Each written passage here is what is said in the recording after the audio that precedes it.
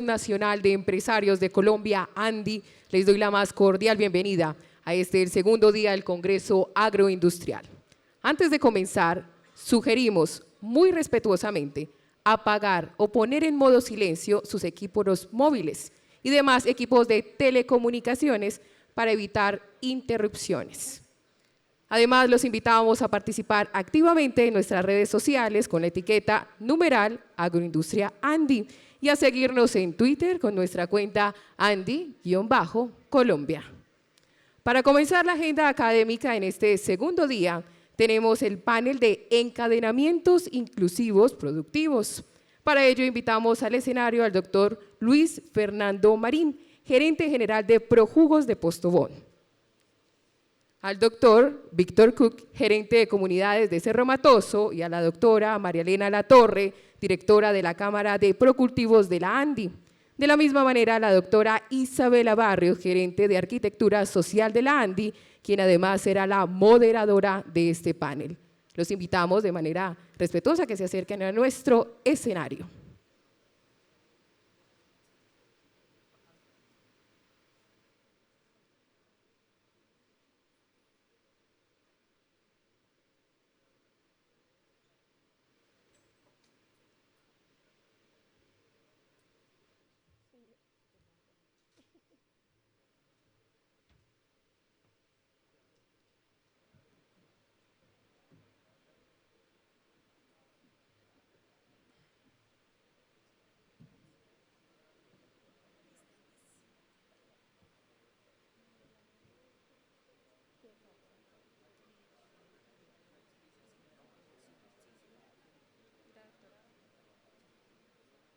Sin más preámbulos, doctora Barrios, el escenario es suyo.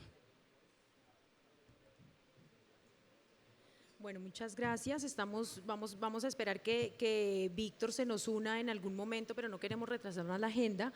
Y yo voy a iniciar, digamos, por contarles un poco por qué la ANDI está en este tema de los encadenamientos inclusivos y por qué es hoy en día, digamos, una de las grandes apuestas que tenemos desde la Fundación ANDI y desde la Gerencia de Arquitectura Social como un tema de contribución al posconflicto de parte de los empresarios privados y cuál es el apoyo que en ANDI tenemos para las empresas que quieran hacer este tipo de proyectos de encadenamientos inclusivos. Nosotros básicamente lo que hemos diseñado tiene que ver con que estamos absolutamente convencidos que más allá de la firma de un acuerdo de paz, hay unos temas de fondo que nos competen a todos, como son los temas de equidad, inclusión, reconciliación, y ahí todos tenemos un rol muy importante que jugar, repito, independientemente de que se firme un acuerdo de paz o no, y en los que deberíamos estar trabajando desde las empresas. Para nosotros básicamente se van a venir dos desafíos económicos muy grandes con el tema del posconflicto. Uno de ellos todo lo que implica generar bienes públicos en las zonas de conflicto y otra, para nosotros tal vez la más importante y en la que vamos a ser nosotros capaces de tener un rol muy preponderante si lo hacemos bien, es el reto de ser capaces de incluir poblaciones y territorios que normalmente han sido excluidos de las dinámicas económicas y de las dinámicas de crecimiento. Colombia, a pesar de que es un país que crece de manera relativamente estable y relativamente sana en los últimos años, sigue siendo uno de los países más inequitativos del mundo, no solamente de la región, sino del mundo. Y ese es un tema que lo que genera es un techo muy complicado para el crecimiento y la competitividad de las empresas. Cuando las empresas están en entornos tan complicados y tan inequitativos, y ustedes probablemente lo conocen y lo viven día a día mucho más que nosotros, pues eso genera una cantidad de trabas para el crecimiento y para la competitividad. Entonces, en la medida en la que nosotros ataquemos todos los temas que tienen que ver con inequidad, con desigualdad y con pobreza, como temas de competitividad, como temas de core business, pues realmente vamos a lograr tener un país que se vuelva un país más equitativo, que nos genere mercados más grandes, más estables, mano de obra mejor calificada y todos los beneficios que puede traer para nosotros tener un país mucho más sustentado en la clase media que sustentado en una población que está en un alto grado de vulnerabilidad.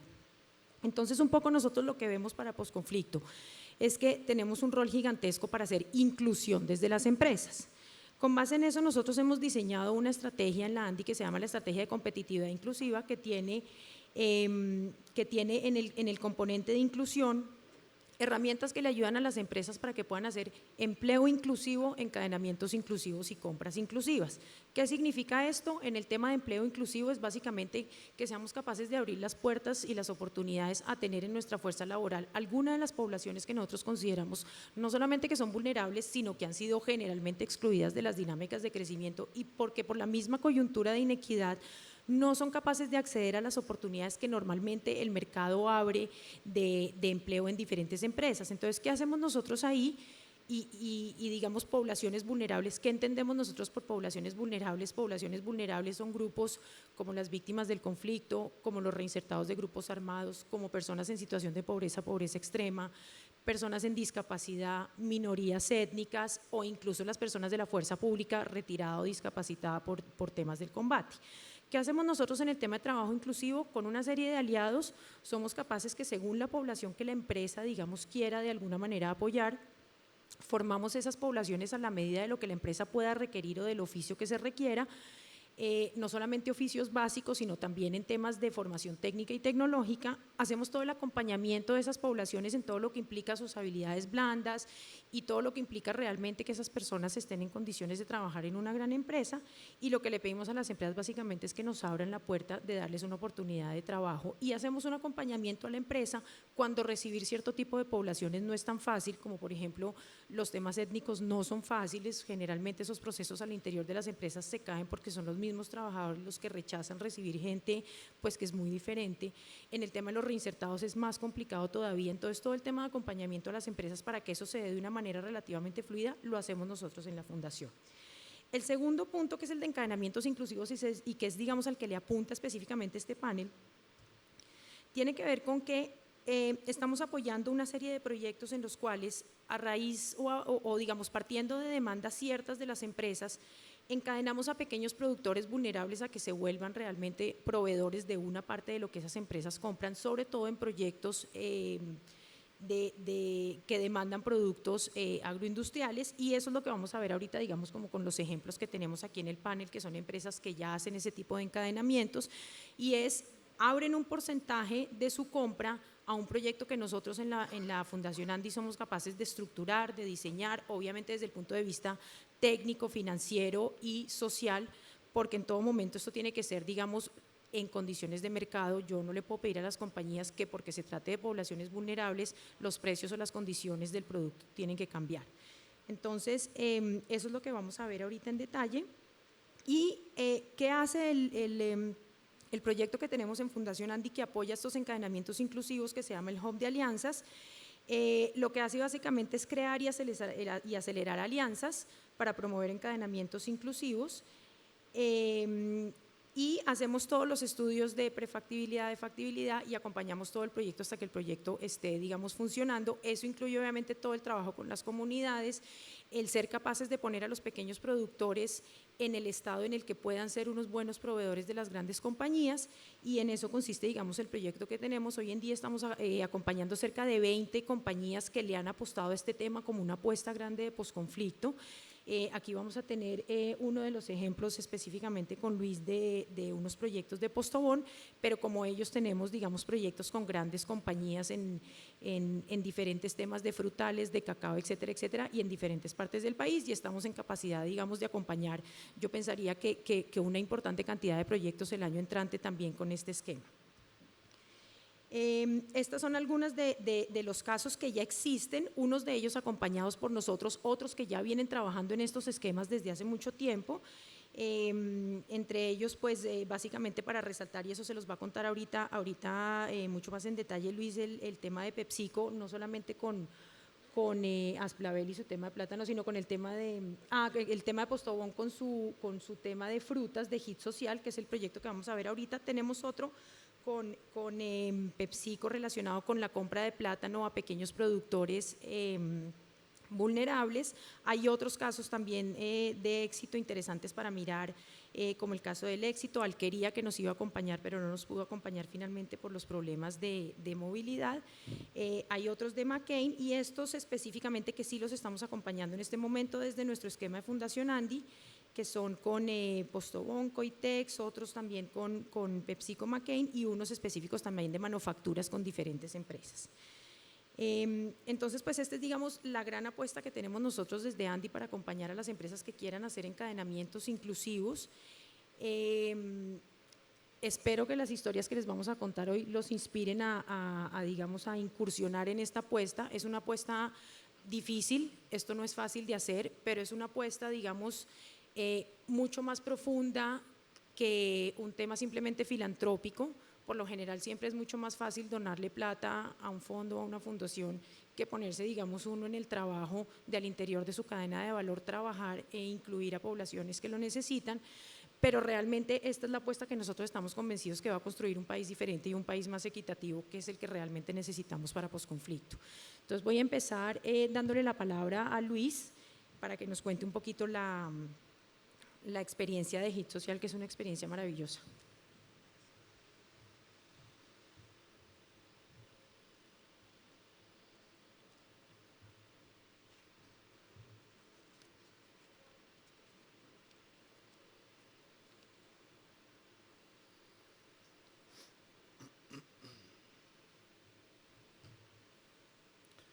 Bueno, muy buenos días.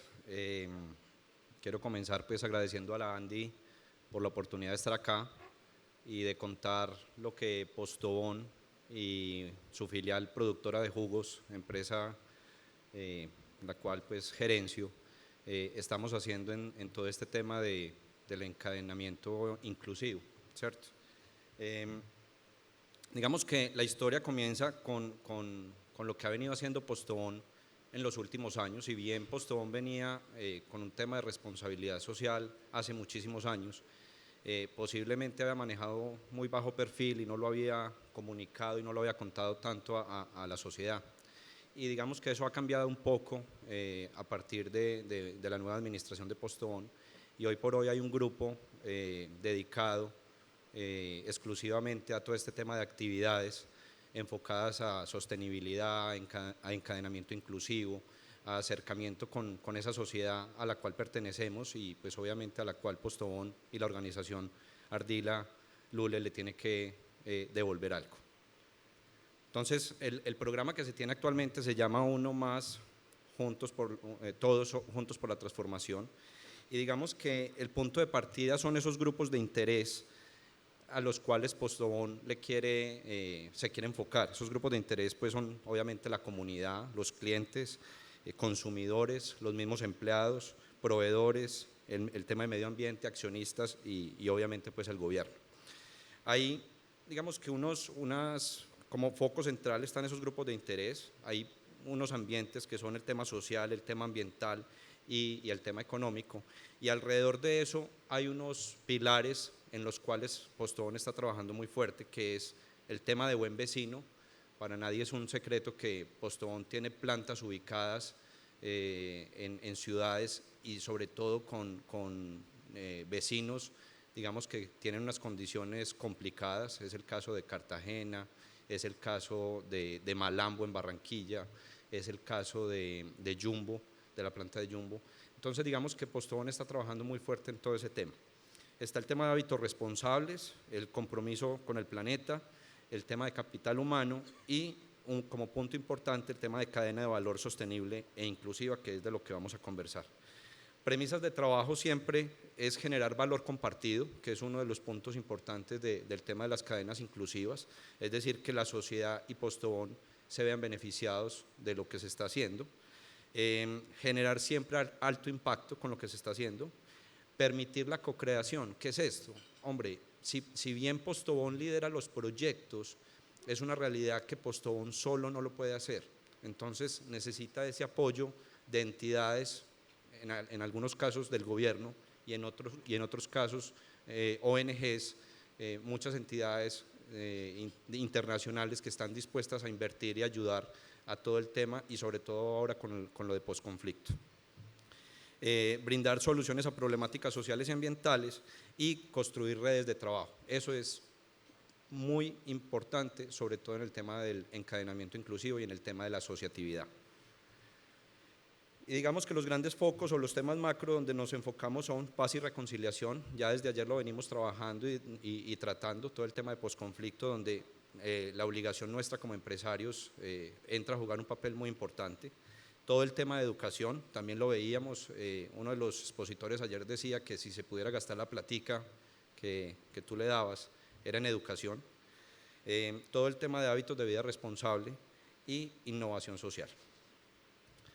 Ahora vamos a hablar entonces, para lo que me trajeron aquí finalmente, para lo que me trajo Isabela, que fue para hablar de cadena de valor sostenible e inclusivo. El programa de Postobón se llama HIT Social. ¿Por qué HIT Social?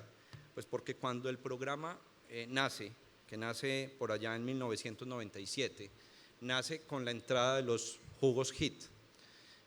Recuerden, hoy en día también tenemos otra marca importante que son los jugos Tutti Frutti, que es una marca bastante conocida, sobre todo en el centro del país, particularmente en Antioquia.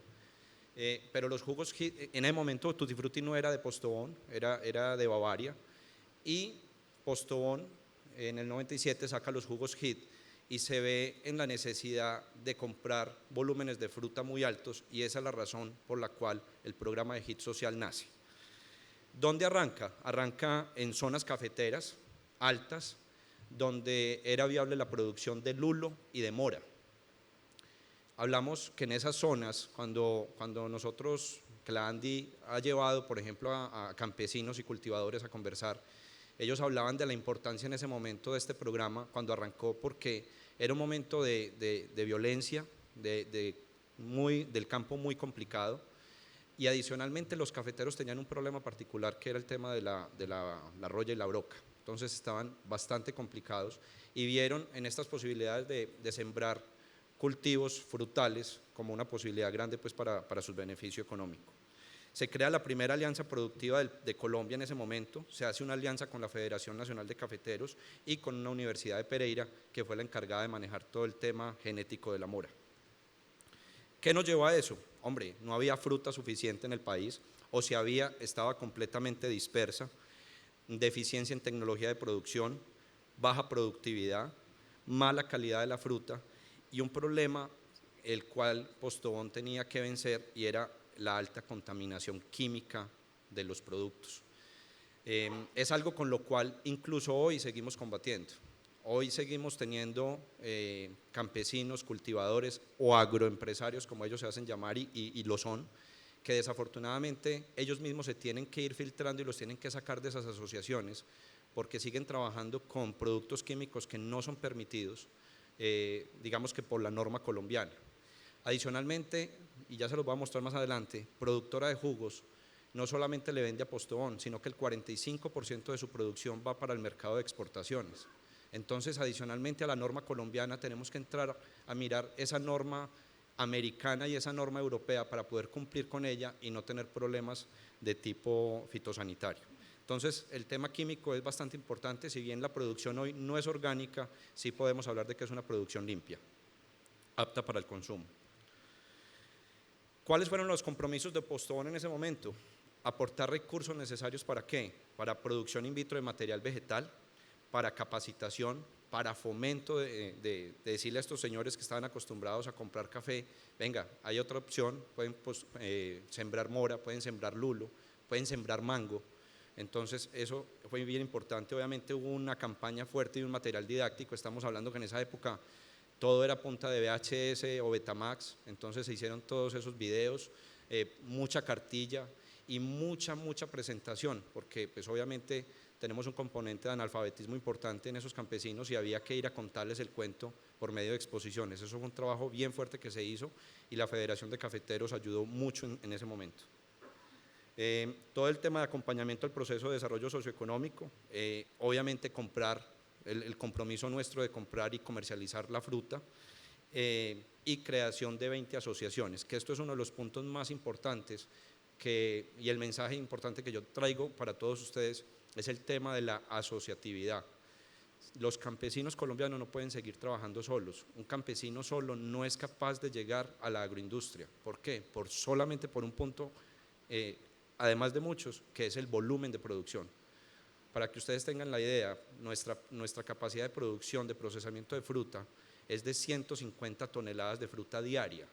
Para que para nosotros valga la pena prender las máquinas, nosotros no podemos recibir menos de 20 toneladas de fruta.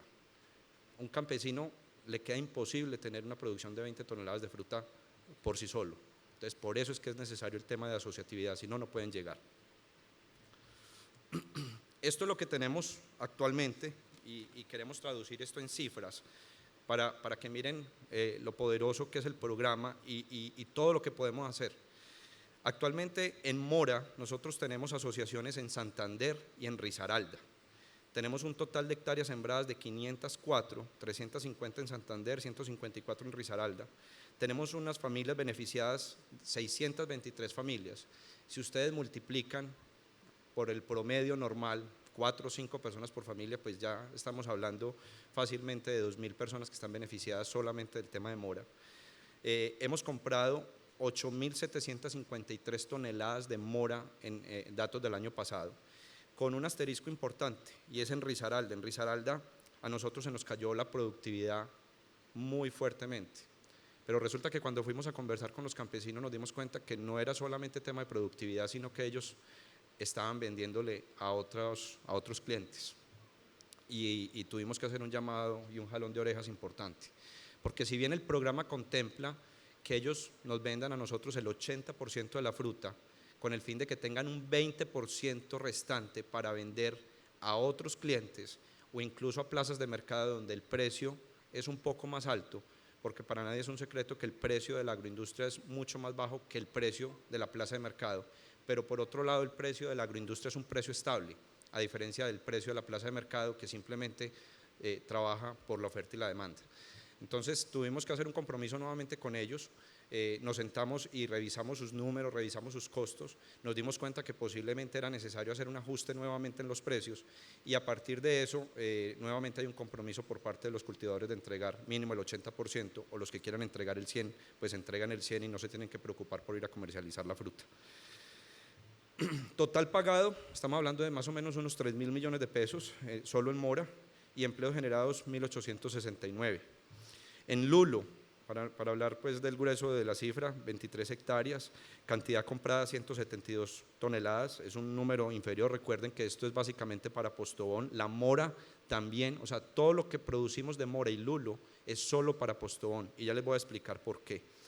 Tenemos 286 millones y más o menos unos 45 empleos directos. Sin embargo, aquí no estamos contando un montón de empleos que se da por la despitonada del lulo, que normalmente lo usan o lo hacen mujeres cabezas de familia. ¿Cuál es la razón para no vender lulo y mora al exterior? Y es uno de los temas importantes también que tenemos que trabajar con las universidades, con Corpoica, con Asofrucol. Es que esa mora de Castilla que estamos acostumbrados a comer en Colombia, y el lulo, que no es el mismo lulo de Castilla que ustedes consumen en plazas de mercado, sino un lulo que se desarrolló hace unos años, que se llama lulo selva, son variedades que el mundo no conoce, por lo tanto no tienen certificados de origen y por lo tanto no las podemos exportar. Incluso Postobón, como producto terminado, le han parado contenedores en España al no saber esa mora, qué mora es, porque no la conocen en Europa. Es un trabajo que estamos haciendo fuerte para tratar de certificarlo, pero el punto acá es muy sencillo, y es uno de los temas que ayer hablaba la doctora Claudia, y es: nosotros no podemos producir lo que creemos que debemos vender, nosotros debemos producir lo que el mundo necesita, y es una realidad que hay muchas frutas que el mundo no conoce. Cuando el ministro hablaba de la uchuva, hombre, si bien hay un número importante en exportaciones de uchuva, también es una realidad que la uchuva no es una fruta masiva, entonces no es algo que todo el mercado va a comprar. Lo mismo pasa con la mora y con el lulo. Nosotros deberíamos de empezar a producir tipos de berry que el mundo conozca, pero obviamente al campesino le da susto, a la agroindustria le da susto, porque hay que hacer inversiones, es cambiar el chip por completo, y es decirle a la gente: oiga, vas a producir exclusivamente para exportar, porque obviamente si cambian berries, entonces ya el producto no se va a vender en Colombia. Entonces es un cambio de mentalidad importante. Y en el tema de mango, que es digamos que el punto fuerte de nosotros, del total de la producción, el 60% de la producción nuestra es mango. Nosotros actualmente compramos alrededor de 20.000 toneladas de mango al año. El año entrante estaremos comprando, vamos a doblar nuestra capacidad, estaremos comprando unas 30.000, 35.000 toneladas. Ese mango lo compramos actualmente en Tolima, en esta cosecha que viene, que es a final de año, y en la costa atlántica. Actualmente las asociaciones que tenemos son en la costa atlántica y tenemos un problema muy, muy complicado y es el tema fenómeno del niño. Es algo que llegó para quedarse, es algo en lo que tenemos que trabajar. Definitivamente, si los campesinos no siembran con riego, no va a haber productividad. Para que se hagan una idea, nosotros teníamos en la costa más o menos unas 1.200 hectáreas sembradas con las asociaciones patrocinadas por Postobón. En julio nos reunimos con todos los presidentes de las asociaciones de allá y nos dimos cuenta que ese número cayó casi en un 50%, que hay un 50% de los cultivos que se murieron, que incluso fueron resembrados en 2 o 3 oportunidades y nuevamente se murieron, porque hay zonas de la costa donde ajustaron 10 meses, 11 meses sin caer una gota de agua. Entonces ayer cuando el ministro hablaba de que hay plática para pozos, es una excelente noticia para estos campesinos porque definitivamente esa es la única forma en que ellos tengan cómo regar esas plantas y poder volver a salir adelante. ¿Para dónde vamos? Hombre, nosotros, si bien el programa ha sido exitoso a través del tiempo, también tenemos que decir que tenemos que aprender mucho y es organizarnos un poquito más, tener un poquito más de información, saber realmente cuál ha sido el impacto que hemos logrado tener y generar en esas comunidades de campesinos o en esas comunidades que han tenido problemas. Si bien se ven cambios fuertes, o sea, vemos como por ejemplo las personas vivían en casas con piso de tierra y hoy perfectamente tienen casas en adobe, con piso en material. De todas maneras queremos mirar mucho más, queremos mirar cuántos de esos hijos de esos campesinos se han podido educar, cuántos de esos hijos tienen hoy una mejor salud y eso es en lo que estamos empezando a trabajar y era parte también de lo que hablaban algunos de los conferencistas de ayer. Entonces, ¿cómo funciona el negocio? Hay una definición de la demanda. Projugos le vende a Postobón el 55% más o menos de su producción, el 45% va para exportaciones y hay otros clientes en el ámbito nacional a los cuales se le vende, pero se les vende muy bajos volúmenes.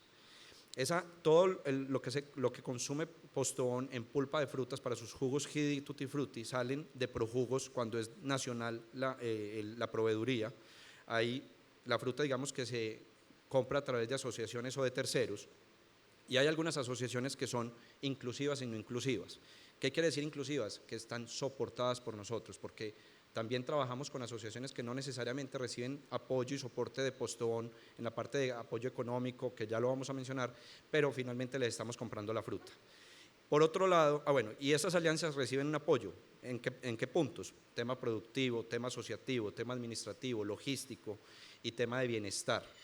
Adicionalmente, hay un tema muy importante y también se mencionaba ayer, esas condiciones comerciales son muy importantes para los campesinos, es lo que a ellos les da seguridad de poder trabajar y de poder cambiar de cultivos tradicionales como el café, como la caña de azúcar o como otros cultivos, y es irse para este tipo de cosas.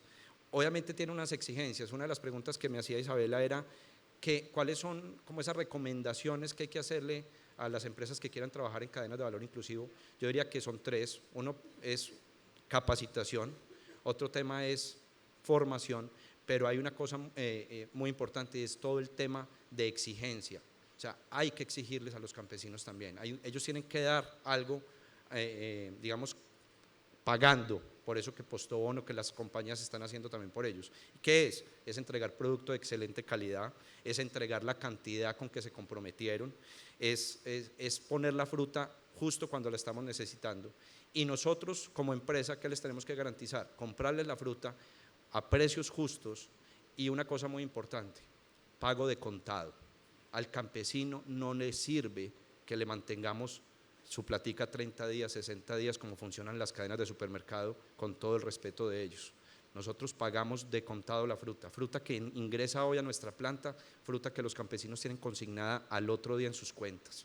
Eso también requiere un poco de formalización, los campesinos están acostumbrados a trabajar con efectivo, nosotros no podemos trabajar con efectivo, obviamente, por seguridad, por tema de impuestos, por todo, entonces hay que obligarlos a un poquito más de formalidad también, pero digamos que eso funciona y funciona muy bien. ¿Cuál es el apoyo que nosotros le damos a los agroemprendedores? Hombre, el reto nuestro es la sostenibilidad del programa, generar valor compartido y ese apoyo, digamos que está enfocado a varios temas. Productivo, desde el punto de vista económico les damos dinero en algunas ocasiones, orientado a aumentar la productividad por hectárea, también llamado a fidelizar a ese agricultor.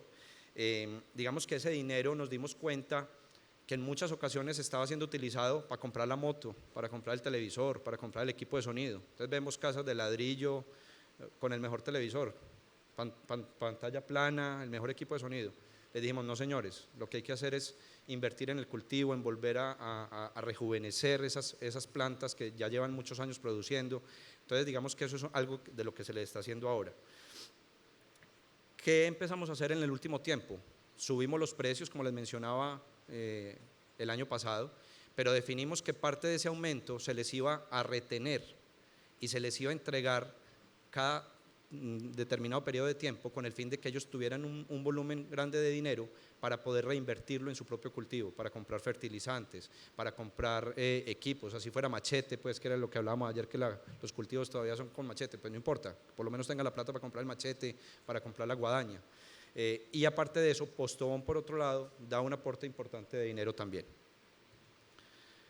Apoyo técnico, es importante todo el tema de tener esa cercanía con ellos, de tener un agrónomo permanentemente visitándolos y digamos que enseñándoles a cultivar de una manera mejor, todo el tema de tecnología, eso ha sido también un trabajo importante. Y el apoyo asociativo, a diferencia de las asociaciones de Risaralda, donde son excelentes agroempresarios, donde manejan muy bien todo el tema de asociatividad, eso no lo hemos encontrado en las asociaciones de la costa, desafortunadamente. Entonces ha sido un trabajo importante trabajar con ellos, enseñarles que se tienen que unir, que tienen que empezar a trabajar juntos, no solamente desde el punto de vista organizativo, sino desde el punto de vista logístico, porque si no, ellos no van a ser capaces de llegar a nosotros directamente y vamos a seguir dependiendo de intermediarios. Cuando a mí me preguntan si los intermediarios son buenos o no, yo digo que son un mal necesario, mirándolo desde un buen punto de vista, porque esos intermediarios que son empresarios son los que tienen la capacidad de ir a comprar la fruta en cada una de esas parcelas, en cada una de esas fincas, llevarlas a centros de acopio y hacerlas llegar a productora de jugos. Sin embargo, cada que un intermediario hace ese trabajo, ese intermediario va acompañado de otros 2 o 3 intermediarios que lo único que hacen es que el precio que yo pago como agroindustria se quede en esas intermediaciones y que ese precio que se le está pagando al campesino no sea el mejor precio.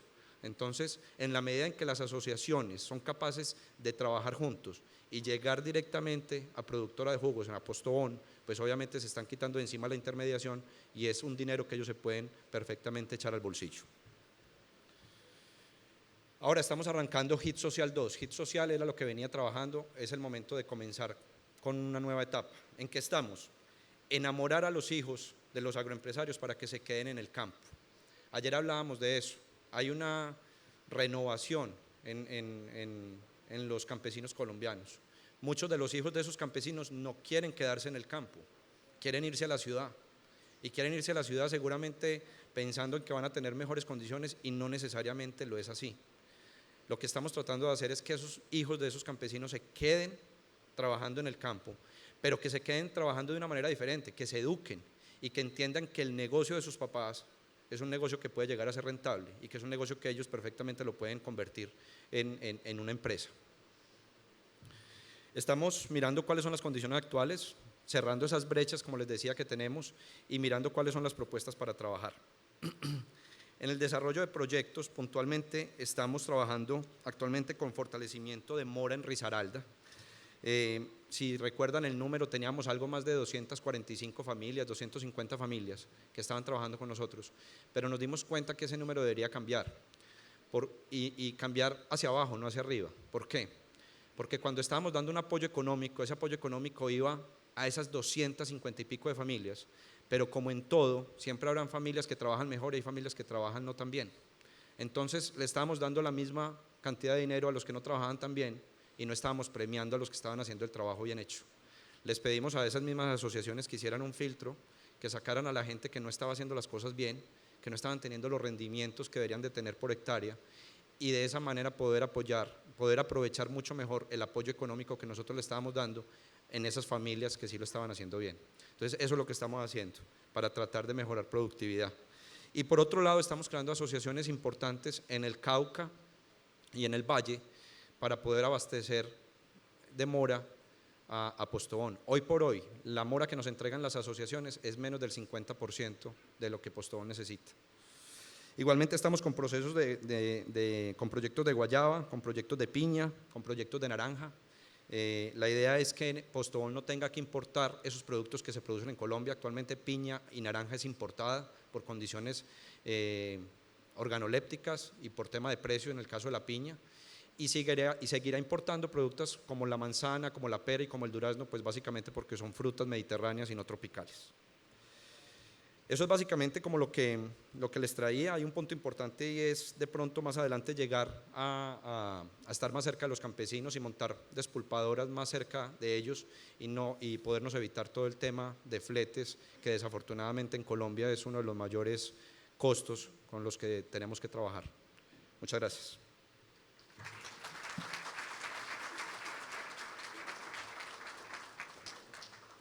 Hello. Luis, muchas gracias por contarnos ese proyecto maravilloso de HIT Social. Y yo quisiera ahorita que María Elena nos cuente, con la Cámara de Procultivos tenemos una apuesta gigantesca alrededor de 2 productos, sobre todo alrededor del producto del cacao, para digamos, convertirlo en todo un piloto, modelo replicable de cómo hacer encadenamientos inclusivos desde empresas grandes alrededor de este tipo de productos. Y tenemos, lo voy a contar, yo sé que tú no lo vas a explicar a profundidad, pero tenemos otro proyecto alrededor de pequeños productores vulnerables de papa en Boyacá, que también por ahora es pequeño piloto, que lo estamos arrancando con otra compañía y que probablemente más adelante les contaremos en qué estamos. Bueno, gracias.